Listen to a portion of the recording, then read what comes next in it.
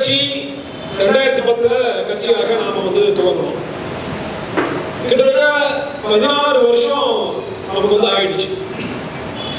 இந்த 16 வருஷத்துல நாம என்ன சாதிச்சிருக்கிறோம், இந்த தேர்தல் நமக்கு என்னவாக இருக்க போகுது, இந்த தேர்தலுடைய களம் என்னவாக இருக்க போகுது, நம்மளுடைய பங்கு என்ன, நாம் அதை எப்படி எதிர்கொள்ளணும், நம்முடைய அடுத்தடுத்த இலக்குகள் என்ன, அதை மட்டும்தான் நம்ம என்னுடைய உரையில நான் பேச போறேன். முதலாவதா நீங்க பாருங்க, நம்ம கட்சியினுடைய தோற்றத்துல மிகப்பெரிய ஒரு இன நலன் இருக்கு.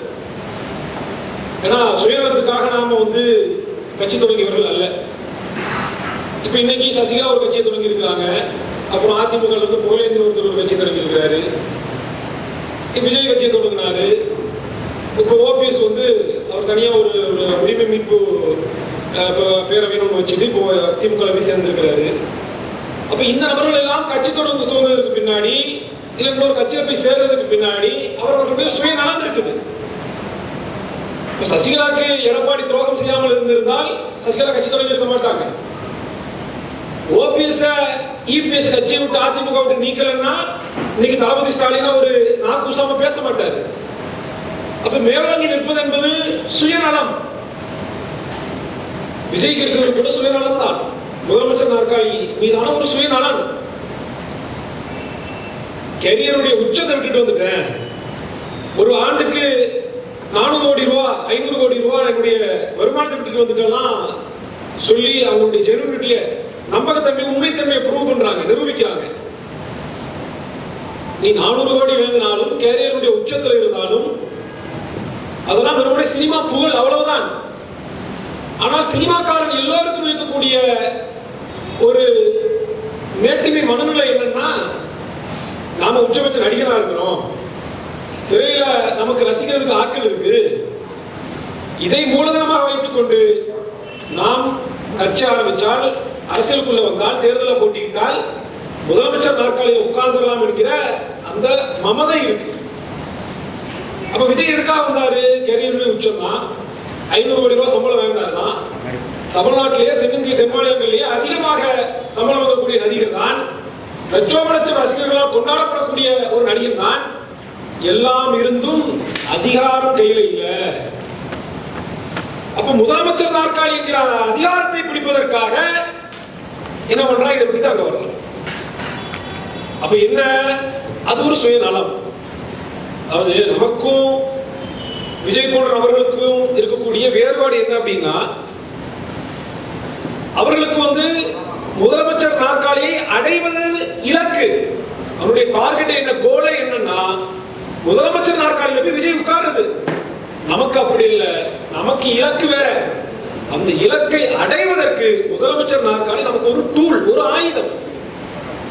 அப்ப அவர்களுக்கு இலக்கு என்பது முதலமைச்சர் நாற்காலி, நமக்கு நம்முடைய இலக்கை அடைவதற்கு முதலமைச்சர் நாற்காலி ஒரு கருவி. இப்ப நமக்கு இலக்கு என்ன?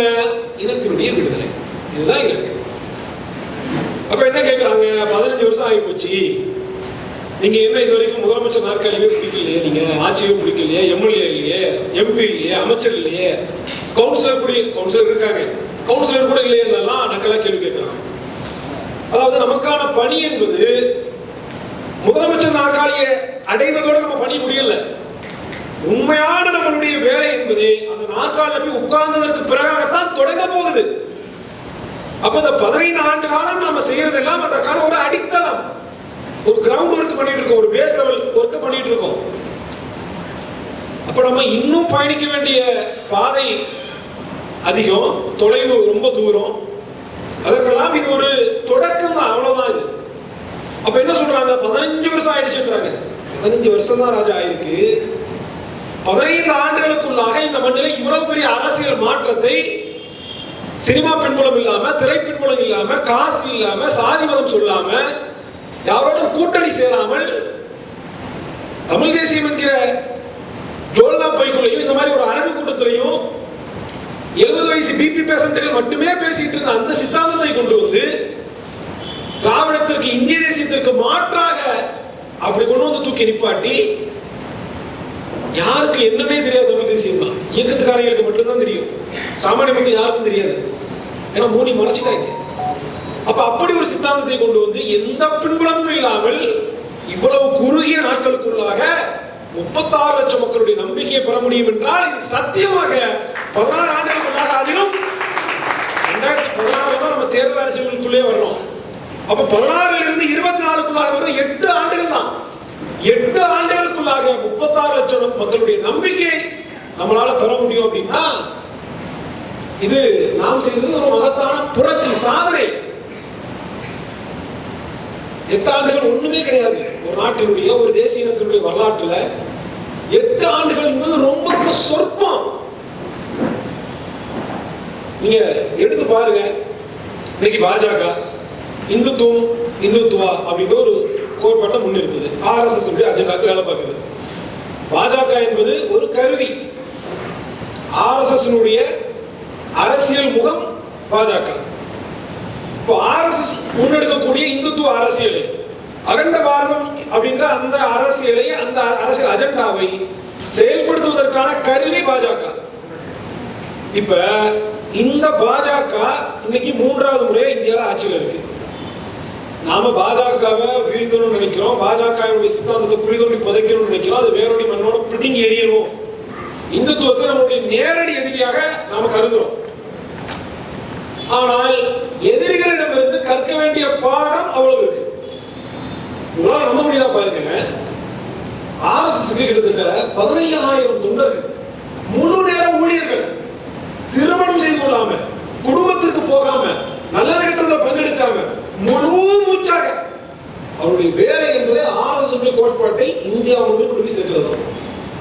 மழை பார்க்காம, பனி பார்க்காம, குளிர் பார்க்காம, வெயில் பார்க்காம, தன்னுடைய சுய லாப தேவைகள் பார்க்காம அவங்களால செயல்பட முடியுது. ஏன்? அவன் ஏற்றுக்கொண்ட கோட்பாட்டில் அவனுக்கு நம்பிக்கை இருக்கு, அசைக்க முடியாத உறுதி இருக்கு, அதை நோக்கிய பயணம் இருக்குது, அடைய வேண்டிய இலக்கு அவனுக்கு தெளிவா இருக்கு. நாம அதுல இருந்து முரண்படுறோம், ஆனாலும் அவங்களுக்கு இருந்து கற்றுக்க வேண்டிய பாடம் இருக்கு. நாம யாரும் முழு நேர அரசியல்வாதிகள் இல்லை, நமக்கு அரசியல் பிழைப்பும் இல்லை. எனக்கு ஒரு தொழில் இருக்கு, அக்காவுக்கு தொழில் இருக்கு, எல்லோருக்கும் தனித்தனி தொழில் இருக்கு. இப்ப நாம இங்க வந்து 2 மணி நேரம் விட்டுட்டு வந்திருக்கோம்னா ஏதோ ஒரு நம்ம தொழிலை விட்டுட்டு தான் வந்திருப்போம். குடும்பத்தினுடைய நேரத்தை தொழில் நம்ம விட்டுட்டு வந்திருப்போம், கடையை சாத்தி வந்திருப்பீங்க, இல்ல வேலையை முடிச்சு வந்திருப்பீங்க, இல்ல என்ன பெருமிஷன் கேட்டு இப்படிதான் வந்திருப்போம். இப்ப நம்ம அங்கிருந்து வந்தோம்னா பெட்ரோல் செலவு பண்ணுவோம், மண்ட உடனே இது நம்மளே 1000-500 நம்மளே கை காசு விட்டுட்டு போவோம். இப்படித்தான் நம்ம செலவு பண்றோம். அப்ப என்ன அப்படின்னா முழு நேர அரசியல்வாதி நாம இல்லை. நாம் செய்ய வேண்டியது நம்மளால ஆன ஒரு நாளைக்கு 1 மணி நேரம், ஒரு 1/2 மணி நேரம், ஒரு 2 மணி நேரம், ரொம்ப இல்ல, இந்த ஒரு 1.5 மாசம் தொடர்ச்சியா நம்ம யார் அணுகணும், நம்ம சொந்தக்காரங்க முதல்ல யார் பேசுறது, நாம உறுதியா பேசி அவங்க அண்டைய கருவணும்னா கட்டாயம் நம்ம காணவராக மாறுவாங்க. அப்புறம் என்ன எதுக்கு சொல்ல வரேன் அப்படின்னா, இப்ப பாஜக 3வது முறையாக இன்னைக்கு ஆட்சி கட்டில அமர்ந்திருக்கு. 2 முறை கழிந்து பெரும்பான்மை இன்னைக்கு கூட்டணி கட்சியோட ஆட்சியில் இருக்கிறாங்க. கிட்டத்தட்ட 350 சீட்டுகள், 400 சீட்டுகள் அவங்களால ஜெயிக்க முடியுது இந்தியாவில். எப்படி? இந்த வெறுமனே இந்த பாஜகவுடைய இந்த 3 முறை ஜெயிச்சிருக்காங்கல்ல, இதுக்கு பின்னாடி வெறும் அமித்ஷா மோடி மட்டும் தான் இருக்காங்களா?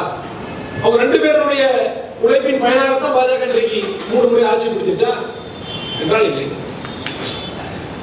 இவருடைய இந்த 3 முறை இந்த வெற்றிக்கு பிறகாக, தொடர்ந்த ஆட்சிக்கு பிறகாக 100 ஆண்டு கால உழைப்பு இருக்கு, 100 ஆண்டு கால பயணம் இருக்குது, 100 ஆண்டு கால வேலை திட்டம் இருக்குது. அவங்ககிட்ட லட்சம் கிரவுண்ட் ஒர்க்கர்ஸுடைய உழைப்பு இருக்குது. அவன் சிந்தன ரத்தத்தையும் வேர்வையிலையும் இன்னைக்கு என்ன பண்றாங்கன்னா மோடி அமித்ஷாவும் பதவியில் இருக்கிறாங்க. அப்புறம் எதுக்கு சொல்ல வரேன் அப்படின்னா, நாம் இலக்கை நிர்ணயிச்சிட்டோம். நம்ம இலக்கை நிர்ணயிக்கிறது எல்லாருக்கும் தெரியும், நான் சொல்ல தேவையில்ல, கேஸ் ஆகிடும். அப்ப அதுதான் நம்மளுடைய இலக்கு. அந்த இலக்கை அடைவதற்கு நமக்குன்னு ஒரு செயல்திட்டம் இருக்குது, நமக்குன்னு ஒரு கட்சி இருக்குது, நமக்குன்னு ஒரு தலைமை இருக்குது, அதற்குன்னு கொள்கை கோட்பாடுகள் இருக்குது. அப்புறம் நம்ம என்ன செய்யணும்னா, போன தேர்தல் என்ன, இந்த தேர்தல் இதெல்லாம் பார்க்கவே முடியும். சரி, 2026 தேர்தல் நம்ம தோத்துட்டோம், விட்டுட்டு போயிருவோமா? யாராவது ஒரு நாள் விட்டுட்டு போயிருவீங்களா? 29 தோத்துட்டோம், விட்டுட்டு போயிருவீங்களா? 30 தோத்துட்டோம், ஜெயிப்போம் ஒரு பேச்சுக்கு சொல்றேன், விட்டுட்டு போயிருவீங்களா? 51 ஆனாலும் விட்டுட்டு போக மாட்டோம். இன்னும் சொல்றேன், எனக்கு 27 வயசு ஆகுது, எனக்கு 97 வயசு ஆனாலும் சரி, நாம் தமிழர் கட்சி ஜெயிக்காமே போனாலும் சரி, நான் எனக்கு தேர்தல் வெற்றி தோல்வி அவசியம்தான், அதெல்லாம் அடுத்த கட்டம் தான். இந்த கட்சி, இந்த கொள்கை, இந்த கோட்பாடு அப்படின்றது எனக்கானது, என் பிள்ளைகளுக்கானது, என் மக்களுக்கானது. இந்த கொள்கையை விட்டுவிட்டால் தமிழ்நாட்டுக்கு நாதி இல்லை, தமிழ்நாட்டு மக்களுக்கு நாதி இல்லை. அப்ப தமிழனுக்காக பேசுவதற்கு, போராடுவதற்கு அவன் அடிமட்டா, அவன் கூட உட்கார்ந்து அழுகிறதுக்காகவாவது ஒரு கட்சி வேணும். அதுக்கு இந்த கட்சி. செத்த வீட்டுல ஒப்பாரி வைக்கிறது 4 பேர் வேணும்ல, அதுக்காக வேணும்ல, இவன் அனாதை ஆகிடும். அப்ப நான் ஏன் சொல்றேன்னா, தேர்தல் விட்டு வேணாம் இல்ல, தேர்தல் விட்டு ரொம்ப ரொம்ப அவசியம். ஒருவேளை ஜெயிக்கலன்னே வைங்களேன், விட்டுட்டு போயிருவோமான்றதுக்காக கேட்கிறேன். விட மாட்டேன். எப்போ விட்டுட்டு போவோம்? ஒருவேளை நாம் தமிழ் கட்சி கொள்கை கோட்பாடு சமரசம் பண்ணுது, சீமான் யாரும் முடியாது, பிஜேபி கூட இல்ல, அதிமுக கூட, திமுக கூட்டணி போறாருன்னா என்னங்க இப்படி பேசுறீங்க, ஏமாத்திட்டீங்கன்னு சொல்றோம். நம்ம ஒரு பக்கம் உறுதியா இருக்கோம்னா நம்மளோட 1000 மடங்கு உறுதியா இருக்கு. நான் வந்து அண்ணன் கூட தினம் உட்காடுறேன், அறிவாளர் தினம் உட்காடுறவங்க என்ன பண்றாங்க அப்படின்னா, ஒவ்வொரு நாளும் கூட்டு பேசுறாங்க. அண்ணன் சமரசத்துக்கு உங்களுக்கு அத்தனை கோடி தரோம், இத்தனை கோடி தரோம், அவ்வளவு சீட்டு தரோம், இவ்வளவு சீட்டு தரோம், தயவு செய்து உதவி, ஒரு 50 சீட்டு தரோம், 60 சீட்டு தரோம், துணை முதலமைச்சர் தரோம், நீங்க என்ன கேட்டாலும் தர்றாங்க. ஏன்னா இதே மாதிரியான ஒரு ஃபார்முலாவை ஆந்திரால பண்ணிட்டாங்க. ஆந்திரால இருக்கிற இந்த ஜெகன்மோகன் ரெட்டி ஆட்சியை நீக்கிற மாதிரி இங்க வந்து இந்த திமுக ஆட்சியை நீக்கிறதுக்கு நீக்கிட்டு பாஜக உள்ளவரை பார்த்து திமுக ஆட்சியை நீக்கணும், அதுல மாற்றுறது நமக்கு. ஆனா அதை நீக்கி நாம வரவே தவிர பாஜக வந்துடக்கூடாது. அப்ப பாஜகவை நம்ம மூலியமாக கொண்டு வருவதற்கான வேலை